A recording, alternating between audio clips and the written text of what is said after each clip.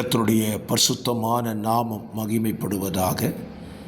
ஆசீர்வாதமான ஒரு நல்ல காலவேளையிலேயும் அனுதின மன்னா என்கிற வேத தியானத்தினால் உங்களை சந்திப்பதில் மிகுந்த சந்தோஷம்.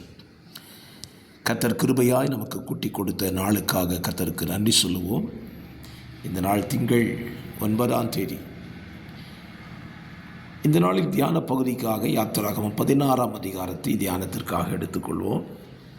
இந்த அதிகாரத்தில் 36 வசனங்கள் இந்த அதிகாரம் உள்ளடக்கி இருக்கிறது. இந்த அதிகாரத்தின் சுருக்கத்தை உங்களோடு கூட பகிர்ந்து கொள்கிறேன். இந்த அதிகாரம் இஸ்ரவேல் ஜனங்கள் தேவனிடத்தில் தங்களுக்கான தேவைக்காக, ஆகார தேவைக்காக முறுமுறுத்ததையும், அதன் விளைவாக இஸ்ரவேல் ஜனங்களுக்கு தேவன் கொடுத்த மன்னாவையும், அந்த மன்னா நாளொன்றுக்கு ஒரு நபருக்கு எவ்வளவு எடுத்துக்கொள்ள வேண்டும் என்பதையும், ஓய்வு நாளிலே மன்னா உங்களுக்கு பொழிந்தருளப்படாது, அதற்கு முந்தின நாளிலே தேவையானதை 2 மடங்கு சேர்த்து கொள்ளலாம் என்பதை குறித்தும், பிரமாணத்தையும் கொடுத்து ஆகாரத்தையும் கொடுத்து இஸ்ரவேல் ஜனங்களை தேவன் நடத்தினதை இந்த அதிகாரத்திலே வாசிக்க முடியும். தேவன் கொடுத்த ஆகாரத்திற்கு இஸ்ரவேல் ஜனங்கள் இட்ட பேர், அதற்கு மன்னா என்று பெயரிட்டார்கள். அது தேனிட்ட பணியாரம் போல இருந்தது என்று சொல்லியும் இந்த அதிகாரத்திலே சொல்லப்பட்டிருக்கிறது. கர்த்தர் நல்லவர், ஸ்தோத்திரம். ஆண்டவர் இந்த ஸ்தோத்திரம் மன்னாவை எடுத்து பத்திரப்படுத்தும்படி மோசேக்கும் ஆரோனுக்கும் சொல்லுவார். பிற்காலங்களிலே இது சாட்சியாக இருக்கும் பொருட்டு. இதுதான் இந்த அதிகாரத்தின் சுருக்கம். நமக்கு இந்த அதிகாரத்திலிருந்து தேவன் கற்றுத்தருகிற பாடம் என்ன? நம்முடைய தேவைகள் எதுவாக இருந்தாலும் சரி, நம்முடைய தேவைகள் எதுவாக இருந்தாலும் சரி, நாம் தேவனிடத்தில் கேட்க வேண்டும் என்பது இந்த அதிகாரம் நமக்கு கற்றுக் கொடுக்கிற ஒரு நல்ல பாடம். தேவனிடத்தில் நாம் கேட்கும் பொழுது முறுமுறுப்போடோ எரிச்சலோடோ கேட்கக்கூடாது. தேவை என்று நம்மளுக்கு வாழ்க்கையில் வருமானால் தேவையை ஆண்டவர்கிட்ட கேட்குறதுல தவறே கிடையாது. இஸ்ரவேல் ஜனங்கள் தங்களுக்கு ஆகாரம் வேண்டும் என்று கேட்டது அது தவறல்ல. கண்டிப்பாக அவர்களுக்கு ஆகாரம் தேவை. ஏனென்றால் எகிப்தை விட்டு புறப்படும் பொழுது புளிப்பில்லா அப்பத்தோடும் மாவோடும் தான் அவர்கள் புறப்பட்டார்கள். அது சற்று நேரத்திற்கு, சில நாட்களுக்கு மாத்திரம்தான் அது போதுமானதாக இருந்திருக்கும்.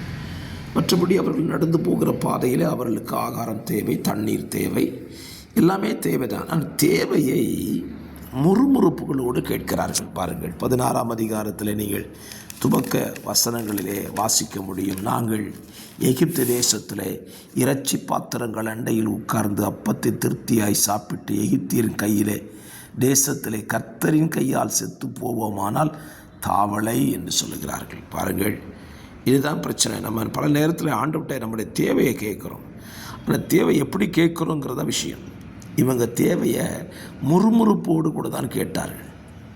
இதை விட பெஸ்ட்டு இங்கே இருந்திருக்கலாம், எகிப்து தேசத்துலேயே இருந்திருக்கலாம். அங்கே சாப்பிட்டுட்டு ஆண்டவர் கையில் செத்து போயிடணுமா? எகிப்து தேசத்தில் நீ சாப்பிட்டா ஏன் ஆண்டவர் கையில் சாகணும்? ஸ்தோத்திரம்.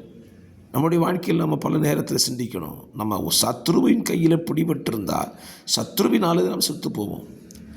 தேவனுடைய கரத்திற்கு நாம் வந்து விடுவோமானால் தேவன் நம்மை செத்து போக அனுமதிக்கிறவர் அல்ல, ஜீவனோடு இருக்க அனுமதிக்கிறவர். அப்படியானால் நம்முடைய தேவைகளை ஆண்டவரிடத்தில் கேட்கும்போது நிதானமாகவும் தெளிவாகவும் ஆண்டவரிடத்தில் கேட்பாருமானால் நிச்சயமாக அவர் நமக்கு தந்துடுவார். ஏனென்றால் உங்களுக்கு இன்னது தேவை என்பதை உங்கள் பரமபிதா அறிந்திருக்கிறார். அப்போ நம்ம தேவையைத்தான் கேட்கணுமே தவிர தேவையில்லாததை கேட்கக்கூடாது. ஸ்தோத்திரம். நமக்கு இன்றைக்கி என்ன தேவை அதை ஆண்டவர்கிட்ட நம்ம கேட்கலாம். நம்ம தேவையில்லாததை இன்றைக்கி கேட்டு அது கிடைக்காமல் போகிறத விட தேவை உள்ளதை கேட்டு அதை நாம் பெற்றுக்கொள்வோமானால் அது எத்தனை ஆசீர்வாதம். அதனால்தான் நம்முடைய இரட்சகர் ஜெபிக்க சொல்லும் பொழுது இப்படி சொல்லி கொடுத்திருக்கிறார். அன்றன்றுள்ள அப்பத்தை இன்று எங்களுக்கு தாரும். இன்றைக்குள்ள அப்பத்தை நாளைக்கு தரமாட்டார். இன்றைக்கு தேவையான அப்பத்தை முந்தின நாளும் தரமாட்டார். இன்றைக்குள்ள தேவை என்னை சந்திக்கிற தேவன். எனக்கு தேவை அவருக்கு தெரியும். ஆகவே இஸ்ரவேல் ஜனங்களுடைய வாழ்க்கையை நீங்கள் படித்து பார்த்தீங்கன்னா, இந்த மன்னா, இந்த தேவன் கொடுத்த மன்னாவுக்காக அவர்கள் கேட்ட முறுமுறுப்பு ஒன்று. இரண்டாவது, இந்த மன்னாவையும் கொடுத்து விட்டு ஒரு பிரமாணத்தை கொடுத்தார். ஒரு நாளைக்கு ஒரு ஓமர் அளவு தான் சேர்க்கணும், அதிகப்படி சேர்க்கக்கூடாதுன்னு. அங்கேயும் பிரச்சனை பண்ணாங்க. ஸ்தோத்திரம். சனிக்கிழமை உனக்கு ஆகாரமே வராது, மன்னா பெய்யாதுனால சனிக்கிழமை ஓய்வு நாள்லேயும் மன்னாவை சேர்க்க பொறுக்க ஜனங்கள் புறப்பட்டு போனார்கள். ஆண்டவருடைய மனதுக்கு அது மிகுந்த வருத்தமாக இருந்தது. இன்றைக்கு சொல்லுவேன், தேவன் நமக்கு கொடுக்குற ஆசீர்வாதங்களை சந்தோஷமாய் புசிப்போம், அனுபவிப்போம். தேவன் விலக்கினதற்கு விலகி வாழ்வோம். ஓய்வு நாளில் பொறுக்க போகாதுன்னா பொறுக்க போகக்கூடாது. இன்றைக்கி பரிசுத்த நாளில், ஓய்வு நாளில் தான், தேவனை ஆராதிக்கக்கூடிய நாளில் தான் நம்முடைய எல்லா காரியத்தையும் செய்கிறோம். தவறு திருத்திக் கொள்வோம். தேவனிடத்தில் நன்மையை கேட்டு சரியான காலத்தில் சரியான நேரத்தில் அதை பயன்படுத்தி தேவனுக்கு மகிமையாய் வாழுவோம். பரிசுத்த பிதாவே, இந்த காலவெளியிலையும் எங்கள் வாழ்க்கையின் தேவைகளை இடத்தில் கேட்டு பெற்றுக்கொள்ள நம்முடைய பிள்ளைகளுக்கு எங்களுக்கு அனுக்கிரகம் செய்யும். இயேசுவின் நாமத்தில் ஜெபிக்கிறேன் நல்ல பிதாவே. ஆமென், ஆமென்.